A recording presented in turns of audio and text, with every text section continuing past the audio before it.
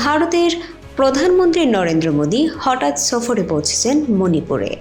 2023 সালের ভয়াবহ জাতিগত সহিংসতার পর এটাই তার প্রথম সফর। এই সফরে তিনি একদিকে উন্নয়ন প্রকল্প উদ্বোধন করেছেন, অন্যদিকে সহিংসতায় ক্ষতিগ্রস্তদের সঙ্গেও দেখা করেছেন।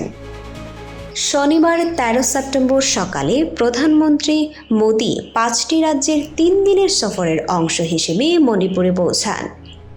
ইম্ফল বিমানবন্দরে তাকে স্বাগত জানান রাজ্যপাল অজয় কুমার ভাল্লা ও মুখ্য সচিব পুনীত কুমার গোয়েল। এর আগে সকালে মিজোরামের আইজল সফরে গিয়ে বৈরাবী সাইরাং রেললাইন উদ্বোধন করেন তিনি। এর ফলে প্রথমবার মিজোরাম যুক্ত হল ভারতের রেল নেটওয়ার্কের সাথে। মণিপুরে পৌঁছে প্রধানমন্ত্রী যান চুরাচাঁদপুর জেলায়, যেটি সহিংসতার সবচেয়ে ক্ষতিগ্রস্ত এলাকা। এখানে তিনি বাস্তুচ্যুত মানুষ ও শিশুদের সাথে সময় কাটান এবং শান্তির বার্তা দেন।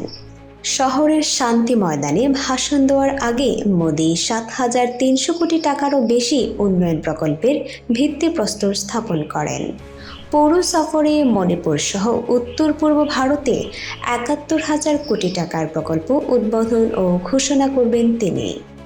সংবাদ মাধ্যম এনডিটিভি জানায় 2023 সালে মে মাস থেকে মণিপুরে মেইতেই ও কুকি সম্প্রদায়ের মধ্যে সংঘর্ষে অন্তত 260 জন নিহত এবং প্রায় 50,000 মানুষ গৃহহীন হয়েছেন।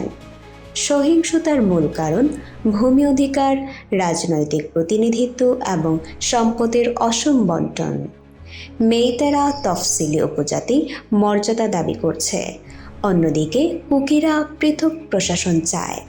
এই জটিল পরিস্থিতির মধ্যেই মোদীর সফর নতুন রাজনৈতিক বার্তা বয়ে আনছে। 2023 সালের সহিংসতার পর প্রথমবার মণিপুর সফরে গিয়ে প্রধানমন্ত্রী নরেন্দ্র মোদী উন্নয়ন ও শান্তির প্রতিশ্রুতি দিলেন। তবে প্রশ্ন থেকেই যাচ্ছে, এই সফর কি সত্যিই মণিপুরের শান্তি ফেরাতে পারবে?